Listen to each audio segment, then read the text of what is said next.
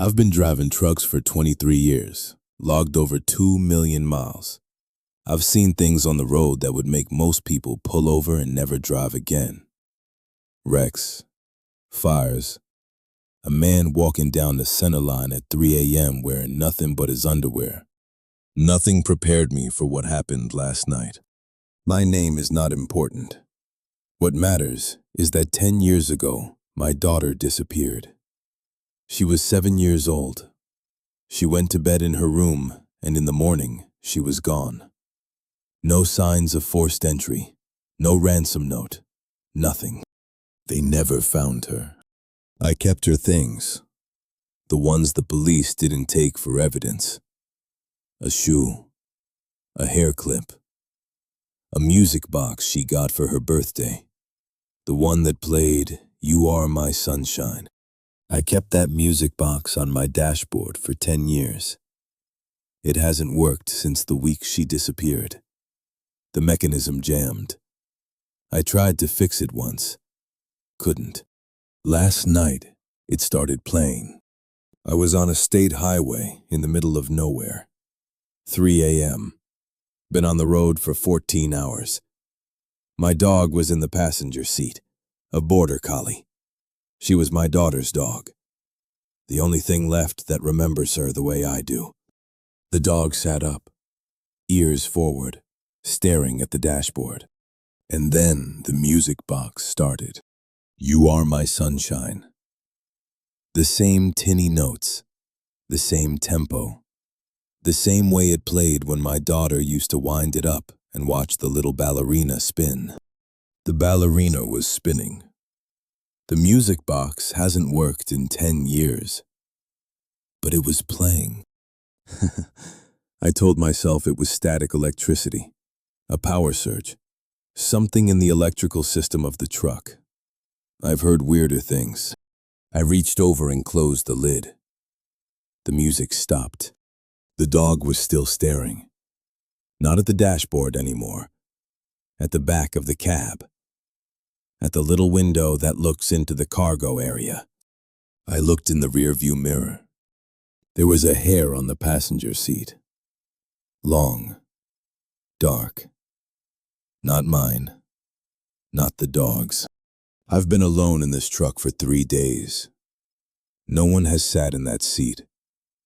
No one has been in this cab except me and the dog. I picked up the hair. It was soft, fine. The kind of hair a child has. My daughter had long, dark hair. I put the hair in my pocket. I told myself it could have come from anywhere. Air currents, ventilation, hair travels. I read that somewhere. I kept driving. The dog didn't lie back down. She sat there, staring at the back window, whining, low and quiet. The kind of whine she makes when she knows something is wrong, but doesn't know how to tell me. I checked my mirrors. Nothing. Just dark highway. Just the white lines passing under the wheels. Then I heard it. Not the music box. Something else. From behind the back wall of the cab, from the cargo area. A knock. 3 knocks. Slow. Deliberate. I've been driving for 23 years. I know every sound this truck makes. The suspension, the engine, the way the cargo shifts when I take a turn too fast. That wasn't the truck. That was someone knocking from inside my cargo hold. I looked at the dog. She was frozen. Not whining anymore, just staring. Hair up on her back, body rigid. I looked at the rear-view mirror again. The back window was fogged. From the inside, someone had been breathing on it. I tried to slow down, pull over, but I was on a 2-lane highway with no shoulder, just a guardrail and then a drop. The next rest stop was 80 miles away. I couldn't stop. I had to keep driving. The knocking came again. 3 knocks. Then a pause. then 3 more. I looked at the dashboard clock. 3:17 a.m. The music box opened on its own. The lid flipped up. The ballerina started spinning. The music started playing. You Are My Sunshine. I closed it again, held it closed with my hand. The music stopped, but the ballerina kept spinning. I could feel it, the little gears turning under my palm. Something was in my cargo hold. Something that knew how to wind up a music box that had been broken for 10 years. Something that knew the song my daughter loved. I thought about pulling over anyway. Shoulder or no shoulder, guardrail or no guardrail. But I was going 65 miles an hour. If I hit the guardrail, I'd go over the edge. The drop was at least 100 feet. I've driven this road before, I know. So I kept driving. The dog started barking. Not at the back window anymore. At the floor. At the little metal panel between the cab and the cargo area. There's a small hatch there for passing items through. I've never used it. It's been closed since I bought the truck. It wasn't closed anymore. It was open about an inch. Dark on the other side. Just dark. I didn't open it. I didn't close it. I just stared at that inch of darkness and kept my foot on the gas. Something breathed through the gap. Not heavy breathing, not fast. Controlled, deliberate. The kind of breathing someone does when they are trying not to be heard, but they want you to know they're there. I looked at the dog. She was pressed against the passenger door, shaking, trying to get as far away from that hatch as possible. I've had that dog for 10 years, since my daughter disappeared. She's never been afraid of anything. Not thunder, not fireworks, not the time a deer came through the windshield. She was afraid now. I drove for another hour. The hatch stayed open. The breathing continued. Sometimes it would stop for a few minutes, then start again. Closer to the gap, like someone was pressing their face against the other side. At 4 a.m., the music box opened again. I wasn't touching it. It just opened. The lid flipped up. The ballerina spun. The music played. But the song was different this time. Not You Are My Sunshine. A lullaby. One my wife used to sing. One I haven't heard in 10 years. One I never taught anyone. A child's voice. From inside the cargo hold. Singing along. Not quite on key. Not quite the right words. Like someone who had heard the song a long time ago and was trying to remember it. Like a child who had been gone for 10 years and was trying to come home. I started crying. I don't cry. I haven't cried since they closed the case, but I was crying. Tears on the steering wheel, snot running down my face. The dog licking my elbow because she didn't know what else to do. "Daddy," the voice said. "Daddy, come home soon." That was what she said. My daughter. On the last voicemail she ever left me. I was on the road. She was 7. She said, "Daddy, come home soon. I miss you." I still have that voicemail. I've never deleted it. I listen to it sometimes when I can't sleep. The voice in the cargo hold said the same words, the same cadence, the same little pause after "Daddy." But something was wrong. The pitch was off. The timing was slightly delayed. Like someone doing an impression of a child. A really good impression, but not quite right. I reached the rest stop at 5 a.m. I pulled into a space at the far end, away from the other trucks. I turned off the engine. Silence. The hatch was still open. The dark was still there. I sat there for a long time. The dog was still shaking. The music box was still closed. I had closed it at some point. I don't remember doing it. I got out of the truck. I walked around to the back. The cargo door was locked. It's always locked. I have the only key. I unlocked it, pulled the handle. The door swung open. Empty. Just my pallets. Just my straps. Just the spare tire and the emergency kit. No child. No voice. No breathing. But there was a shoe. A child's shoe. Pink. Scuffed at the toe. With a little butterfly on the side that had partially peeled off. My daughter's shoe. The one the police listed as evidence. The one that was supposed to be in storage. The one I haven't seen in 10 years. It was sitting in the middle of the cargo floor, facing the cab, like someone had been standing there. For a long time. I picked it up. It was warm. I closed the cargo door, locked it, walked back to the cab, got in, sat there.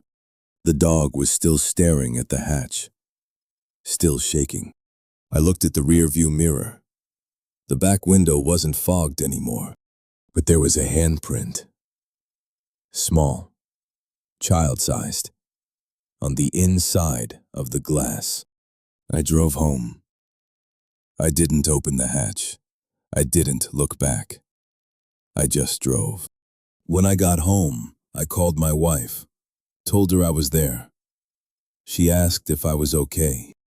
I said yes. I didn't tell her about the shoe. I didn't tell her about the handprint. I didn't tell her about the voice that said, "Daddy, come home soon," because that's not my daughter. I know that. My daughter is gone. She's been gone for 10 years. Whatever was in that cargo hold, it knew things it shouldn't know. It sounded like her. It had her shoe. It sang her song. But it wasn't her. I put the shoe in the garage, in the box, with her other things. I closed the box. I put it on the shelf. The music box is on my nightstand now. I took it out of the truck. It hasn't played since I got home. But sometimes, at night, when the house is quiet, I hear it. From the garage. From the box on the shelf. You are my sunshine. And sometimes I hear a child's voice, singing along. Not quite on key. Not quite the right words. Like someone who has been gone for a very long time and is trying to remember how to come home. I don't open the garage at night anymore. I don't look in the rearview mirror. I don't listen to the voicemail. But I still have it. The shoe, the music box, the hair in my pocket. And sometimes, when I'm alone in the truck at 3 a.m., I hear a knock from the cargo hold. 3 knocks. Slow. Deliberate. I never open the hatch. But I always slow down.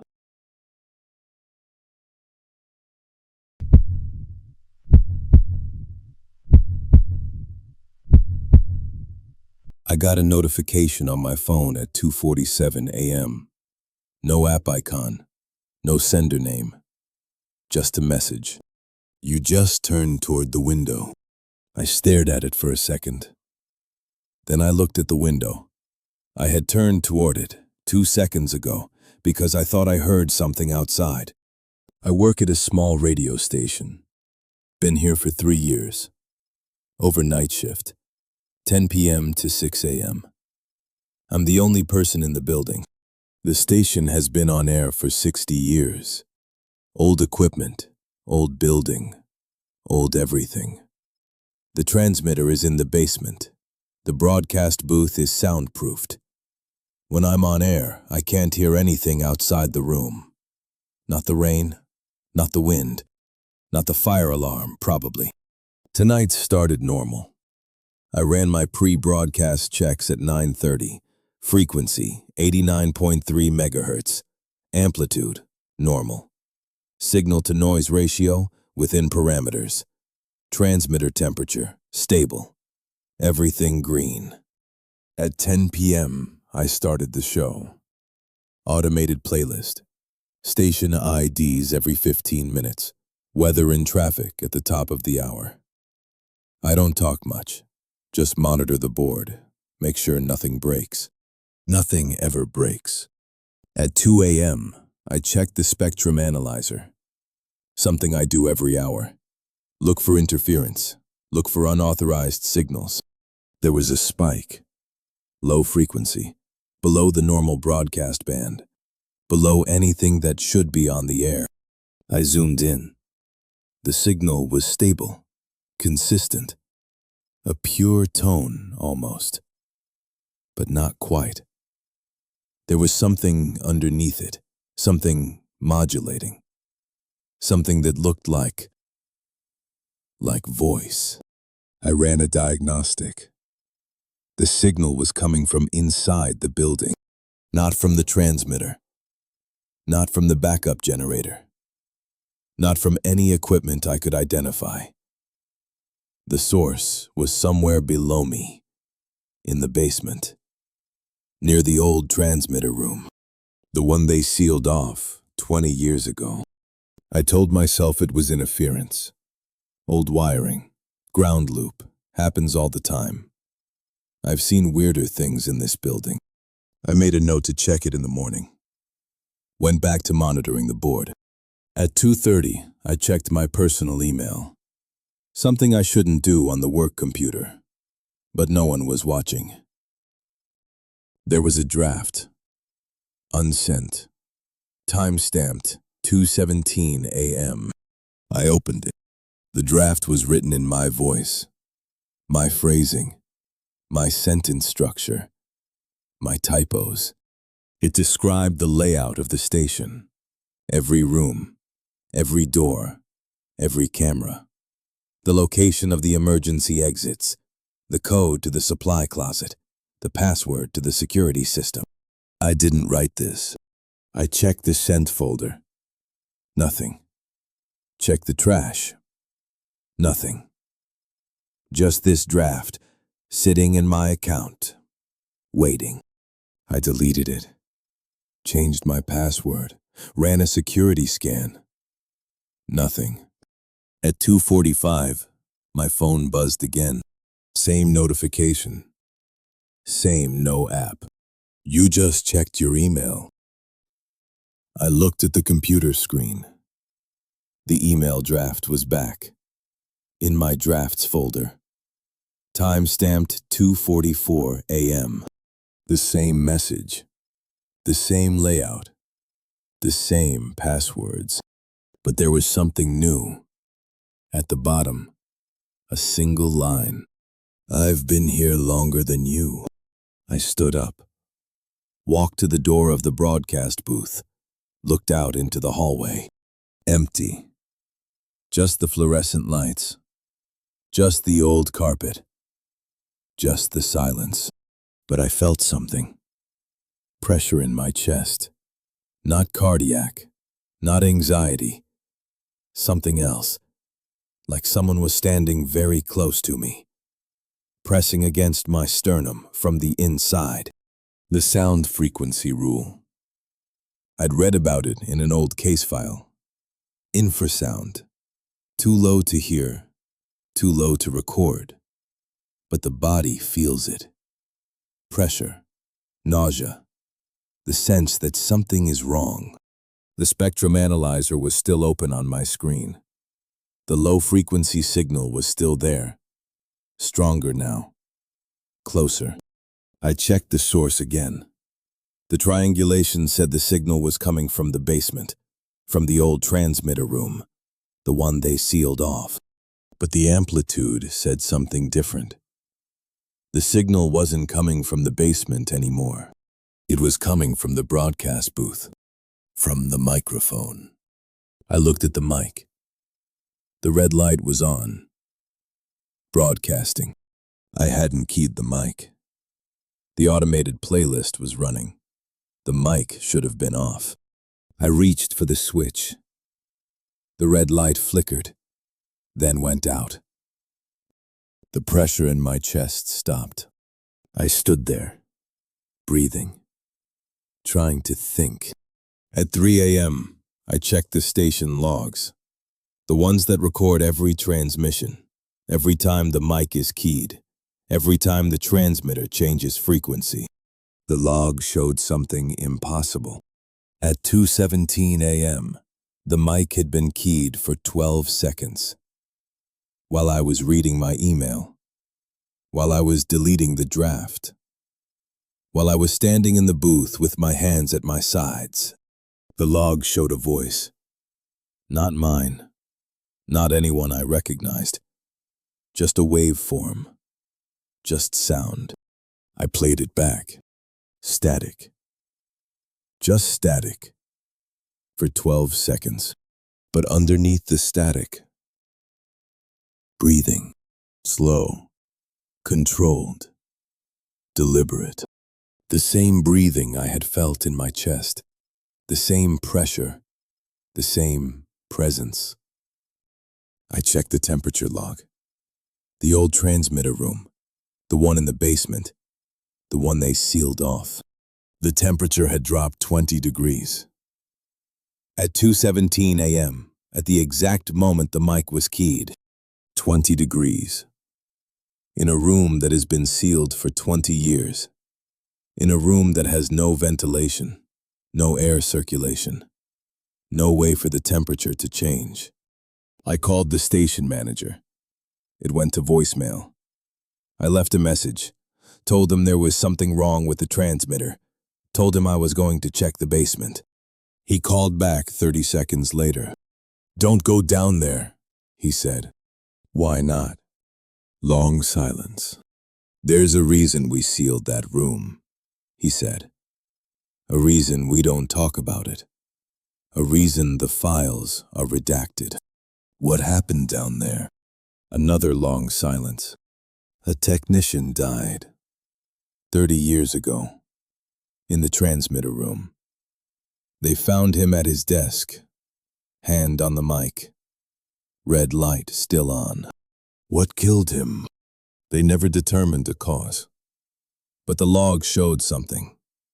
The mic had been keyed for 3 hours before they found him, broadcasting nothing but static." "And the body?" Another silence. His hand was still on the mic. His finger was still pressing the button. They had to break his fingers to get him off. I hung up. I looked at the spectrum analyzer. The low-frequency signal was still there, still strong, still coming from the broadcast booth.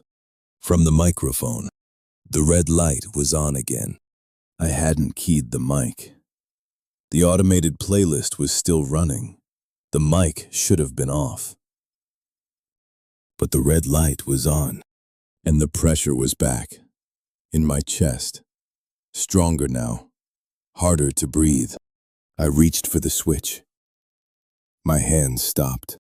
The microphone was warm, not room temperature warm, body heat warm, like someone had been holding it, like someone had been speaking into it, like someone was still speaking into it. I looked at the log. The waveform was active. Sound was being broadcast, but I couldn't hear anything. Just static. Just the hiss of empty air. The spectrum analyzer showed something else. A voice, modulated into the static, too low to hear, too low to record. But there, I ran a filter, boosted the low frequencies, turned up the gain. A voice, faint, distorted, but there. "Can you hear me?" I turned off the filter. The static returned. I turned it back on. Can you hear me? I keyed the mic. My finger pressed the button. The red light was already on, but I pressed it anyway. I can hear you, I said. The static stopped. Complete silence. Not just in the booth, everywhere. The hum of the transmitter, the buzz of the lights, the background noise of the building, all of it. Gone. Good, the voice said. The pressure in my chest vanished. The temperature returned to normal. The lights stopped flickering. The spectrum analyzer showed no signal. No low-frequency spike. No interference. Nothing. I checked the log. The mic had been keyed for 47 seconds. By me. My voice was on the recording, but the voice that answered, that wasn't me. I finished my shift at 6 a.m. The sun came up. The building felt normal again. I went home. I slept. I came back the next night. The spectrum analyzer was clean. No signal. No interference. Nothing. The email draft was gone. The notifications had stopped. The temperature in the basement was normal. I told myself it was a glitch. Old equipment, electrical issues, interference from somewhere else. I believed it. For a while. But last night, I was at home. In my apartment. Asleep. And I woke up at 2:47 a.m. The exact time. The exact minute. My phone was on the nightstand. Screen dark. But the red light was on. The microphone. The one I don't own. The one that isn't there. I could feel it. The pressure in my chest. The breathing. The presence. And I could hear it. Faint. Distant. Coming from somewhere in the room. Static. I got out of bed. Walked to the window. Looked outside. The street was empty. The houses were dark. The world was silent. But the static continued. From somewhere behind me. From somewhere in the room. I turned around. The red light was on my nightstand. Small. Flickering. Sitting next to my phone. I don't own a microphone. I don't own a red light. I reached for it. My hand passed through. There was nothing there. But the static continued. And then, a voice. Faint, distorted, coming from nowhere and everywhere. Can you hear me? I didn't answer. I couldn't. My throat was closed. My chest was tight. The pressure was unbearable. Can you hear me? The voice said again, closer this time. I closed my eyes. When I opened them, the red light was gone. The static was gone. The pressure was gone. I was alone. I haven't slept since. I haven't gone back to the station. I haven't answered my phone. But every night at 2:47 a.m., I feel it. The pressure, the breathing, the presence, and I hear it. Static. Coming from somewhere inside the walls. Coming from somewhere inside me. I think the technician who died. I think he's still there. Still at his desk. Still holding the mic. Still broadcasting. I think he's been broadcasting for 30 years. And I think I'm the first person who ever answered. Can you hear me? I shouldn't have answered. But I did. And now he knows my name. He knew it before I told him.